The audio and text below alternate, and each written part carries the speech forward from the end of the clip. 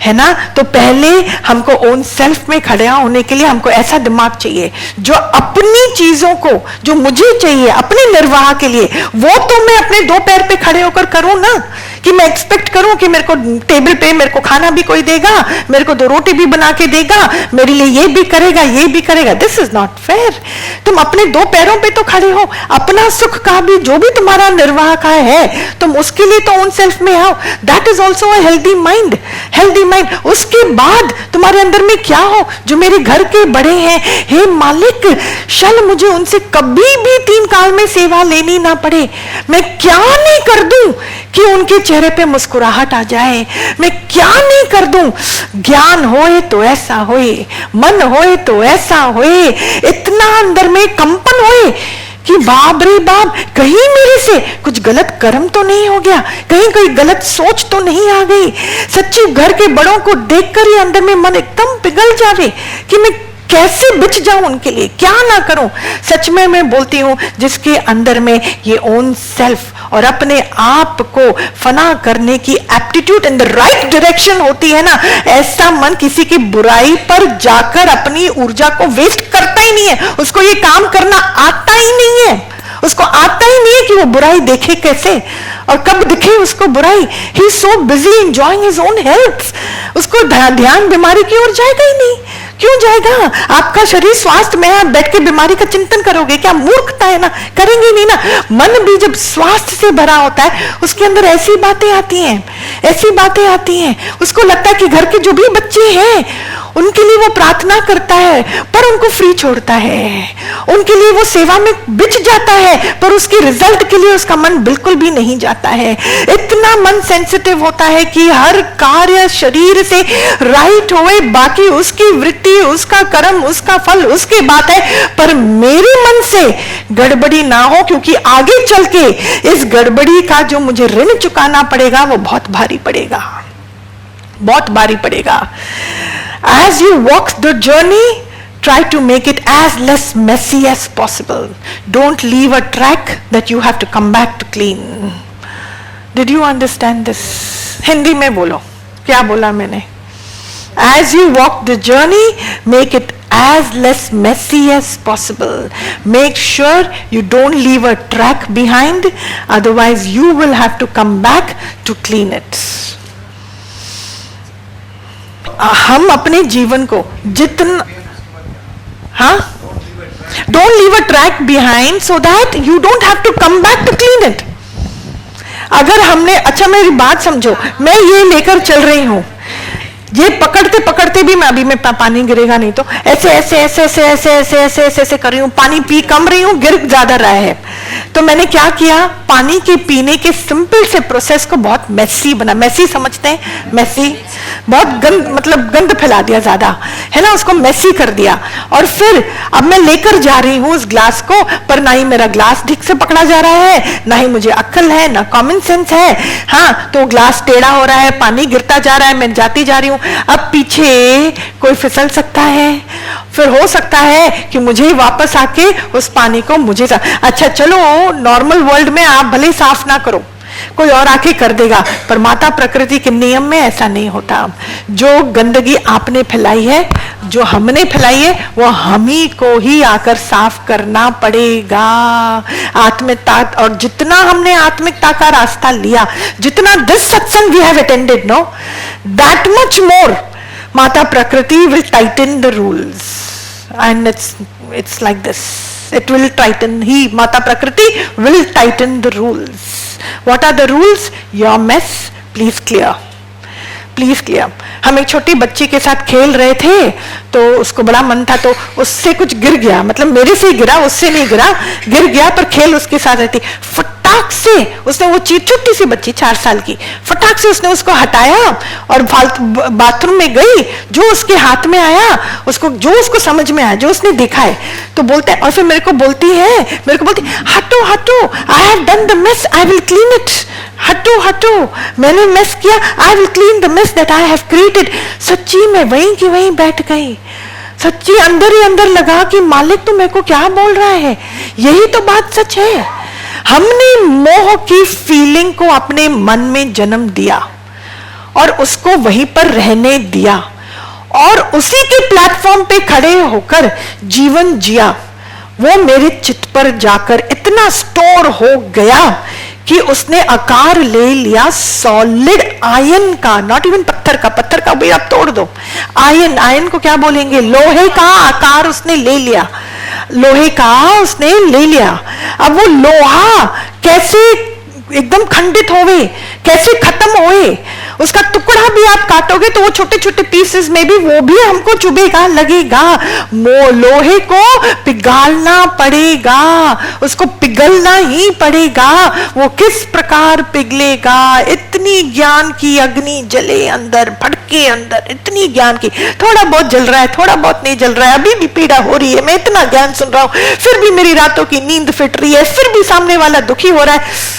No, not clear, there is no clarity. समझ में आ रहा है, वो अंदर का जो लोहा है उसको पिघलना पड़ेगा, जगह आपको बनानी पड़ेगी।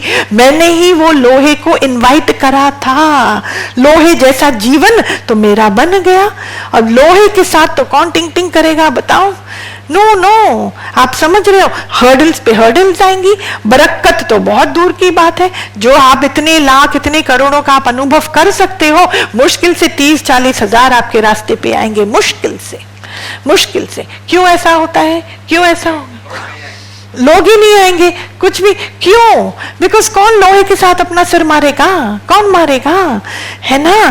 तो हमको क्या करना है, इट इज आवर रिस्पॉन्सिबिलिटी। जो रास्ता मैंने लिया, जो बात मैंने आगे बढ़ाई, तो मुझको ही उस रास्ते को तय करके मुझे ही अपना रास्ता वहां का हमेशा के लिए बंद करना पड़ेगा, करना पड़ेगा। अपने को समझा क्या, अपने को जाना क्या, तो सामने वाले को क्या समझा, स्वार्थ का मतलब क्या है, क्यों हम अभी भी अपने ओन प्रारब्ध पर क्यों नहीं टिके हैं, क्यों मेरे अंदर में वो अंदर की दुर्गत्व नहीं जागी, क्यों अंदर में वो एहसास नहीं होता है कि मेरा मालिक तो मेरे अंग संग है, मेरा प्रारब्ध है, मुझे कहीं झुकने की जरूरत ही नहीं है। ओन सेल्फ की फीलिंग क्यों, क्यों वो बकरी वाली मैं अभी भी है, क्यों है?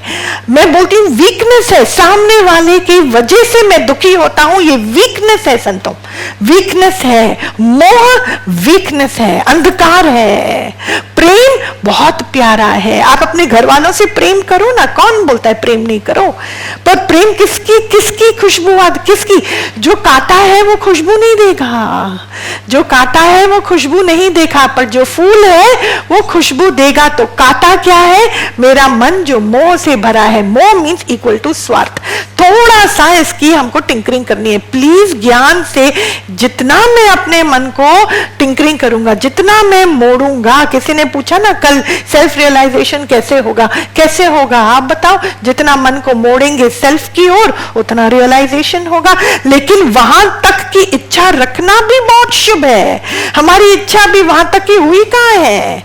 कैसे मेरे को आराम मिले, कैसे मेरे घर वाले मेरे को ऐसे ऐसे ऐसे ऐसे करें, ऐसे ऐसे। योर हाइनेस, योर हाइनेस है किसी को भी? प्लीज आज हाथ ऊपर करो, किसी को है?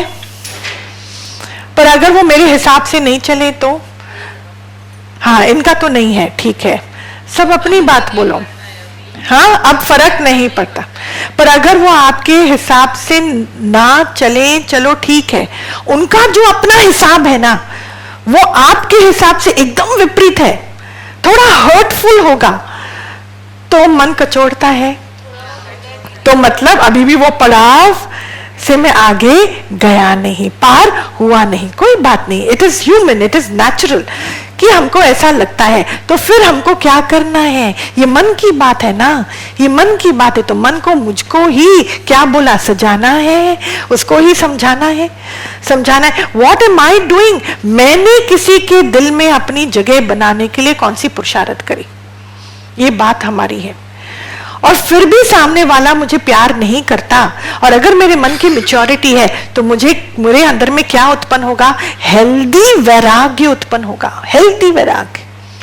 और अंदर में अच्छी फीलिंग आएगी, जान छुट्टी लाखों में। भले मेरे से ना बात करे ना, अच्छी बात है ना, पर अंदर में, अंडर करंट में प्रेम। पर अगर प्रेम नहीं है और ऐसे कि जाए ना, मेरे से बात ना करे ना, उसी की कोख से जन्म लोगे आप, उसी के कोख से जन्म लोगे। और ये मैं यहाँ पे बात बोलती हूँ, यहाँ पे ब्रह्मा जी का वो ब्रह्मा जी विराजमान है, उनका वास है। मैं सच्ची बोलती हूँ, अगर ऐसे ऐसे किया ना, हाँ नफरत हो गई, नफरत से भी कई लोग बात नहीं करते एक दूसरे से, देखो तो इसका मतलब ये नहीं है कि अकाउंट खत्म हो गए। और अगर आपको अपने ऊपर कृपा करनी है तो वो अकाउंट खत्म करने की पहल मुझको ही करनी है, मुझको ही करनी है। बाकी आप अपने मन को किधर भी लेके जाओ, पर पहले इन बातों से तो ऊपर उठे। उठना है कि नहीं? हम ये बात समझते हैं कि नहीं? वैराग्य का मतलब समझते हैं क्या? सच में ये अंदर का ये एक ओशन है संत, अंदर का अंधकार से भरा हुआ एक सागर है। हमको अपने आप को उस दलदल से निकालना है, नहीं तो डूब जाएंगे उस सागर में, बचेंगे ही नहीं, हमारा मालूम ही अता पता ही नहीं होगा। और जब तक प्राण है अपॉर्चुनिटी है, रोशनी तक पहुंच सकते हैं। हमको दिखाई तो दे रही है रोशनी, और सच में है क्या जीवन में? इतना तो सुख है, इतना तो आराम है, क्या हो गया? और बिना बिना पुरुषार्थ के, बिना बिना कर्म निष्ठा के कुछ भी हमको मिलता नहीं है, कुछ भी मिलता नहीं है।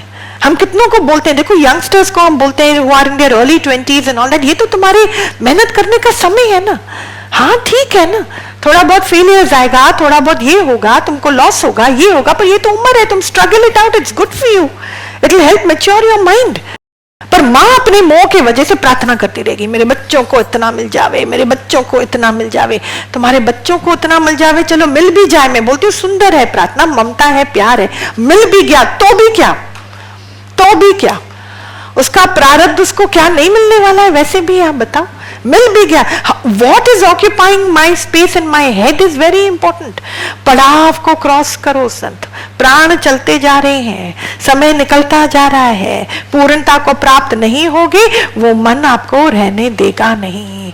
पूर्णता जरूरी है। किसके साथ कनेक्ट करूं, किसके साथ डिस्कनेक्ट करूं? मैं सच्ची बोलती हूँ, अपने आप के साथ इतनी मेहनत कर डालो, सामने वाले का जब अकाउंट आपका खत्म हो जाएगा, वो अपने आप आपको हरिओम शांति बोल के आपको छोड़ के चला जाएगा, बड़ा आराम से छोड़ के चले जाएगा। फिर आप डरना नहीं, हाय दीदी तो मेरा पति मेरे को छोड़ के चला जाएगा। I am not saying that, मतलब वो आपको आपका रास्ता खुला को बोलेगा, मैं मददगार हूं, तेरे को कौन सा रास्ता पकड़ना है तू पकड़, I will support you, I am there to support you, you do what you want. और इतना वो अपने जीवन में बिजी होता जाएगा। पहले एक माता थी, वो नई नई शादी हुई थी, बहुत रोती थी, भगवान के पास आके बहुत रोती थी कि मेरी पता नहीं शादी कहाँ कर ली आपने। तो भगवान ने बोला क्यों, क्या हो गया? बोला मेरे पति को तो पढ़ने का इतना शौक है, वो जब देखो तब किताब लेकर ही बैठा रहता है, तो मेरे से शादी क्यों करी? वो तो पढ़ता ही रहता है, पढ़ता ही रहता है, it's so boring you know. Saturday शाम को भी वो पढ़ता ही रहता है, why can't we go out for Saturday evening dinners and parties? ये क्या है भगवान, व्हाट इज दिस? और वो सत्संग सुनती थी प्यारी, और भगवान इतने प्यारे उसी लेवल से बात करते रहे, यू नो। तो भगवान ने बोला ठीक है, पहले भगवान ने बोला तू सैटरडे इवनिंग को बहुत तू अच्छा बना, तू अच्छा अच्छा खाना ले उसके लिए बना, तो फ्रेंड्स को घर पे, तो from her side what ever she could do. थोड़ा बहुत इंप्रूवमेंट हुआ पर इतना भी नहीं हुआ। तो उसने बोला कि भगवान ठीक है, वो सैटरडे तो हम लोग चलो मस्ती कर लेते हैं, हमारा टाइम अच्छे से पास हो जाता है, पर ये हमेशा जब देखो तब कोई बुक ना लेकर बैठे रहते हैं। तो फिर भगवान ने बोला देख इधर आ, तू बैठ, तूने संग करा ज्ञान का, तूने संग करा ब्रह्म ज्ञानी गुरु का, तो अभी प्रकृति तेरी सहायता करेगी कि तेरी विपरीत जाएगी? तो सिर खुजाया उसने, बोला नहीं करना, वो तो सहायता करेगी। तो इसमें सहायता क्या हो गई?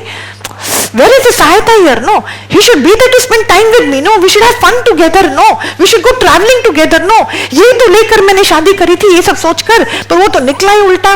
वो तो ऐसे ही बोला नहीं, उल्टा नहीं, तेरा पति बहुत इंटेलिजेंट है, he loves doing intelligent things। तो बोला पर आपने बोला प्रकृति सहायता करेगी, एक्सप्लेन सहायता हियर, यहाँ पे सहायता क्या है? तो भगवान ने बोला उसने तेरे को जाने अनजाने इतना फ्री समय दे दिया, तू अपने दिमाग को उसी पर आधारित रखकर अपना सुख क्यों ढूंढ रही है? इतना बड़ा ब्रह्म ज्ञानी गुरु हमारे जीवन में होने के बावजूद भी हमारा मन कितना लोहे का है कि उसको अभी भी अपना सुख इंद्रियों द्वारा विषयों पर से ही समझ में आता है। हाय मेरा घर वाला, हाय मेरे बच्चे, हाय मेरे पैसे, हाय मेरी उन्नति। ये है तुम्हारी उन्नति? पता नहीं कब जाके खंबे को चेक करो, अंदर में क्या है। प्राण जब जाएगा ना, सामने वही तैरते हुए आएगा, उस समय गुरु भी नहीं बचा सकता। अभी आप बच जाओगे खंबे को। And this is really not funny. खंबे को देखो। एंड टिपिकली जन्म मरण कहां होता है? जहां मन में थोड़ा बहुत द्वेष होता है। जहां प्रेम होता है वहां प्रकृति आपको रिलीज कर देती है। You released from jail when you have found love, not attachment. संतों, when you have found love, not attachment, okay, but where there is द्वेष, मेरी बातें नहीं हो रही हैं, कौन से आधार पर नहीं हो रही है? मन में द्वेष है। तो आपने सोचा कि आपका पिंड छूट गया? पिंड छूटता है ऐसे? नहीं छूटेगा संतों। मैंने क्या बोला? वहीं पर जन्म लेना पड़ेगा। तो जहां मन के खंबे के अंदर थोड़ा बहुत भी द्वेष है, द्वेष है, आपका जन्म उसी के कारण होगा। और फिर ये सत्संग मिले ना मिले, ढूंढते रह जाओगे। मिले ना मिले, कौन बचाएगा? ये है मन का पड़ाव, मन का आखिरी पड़ाव।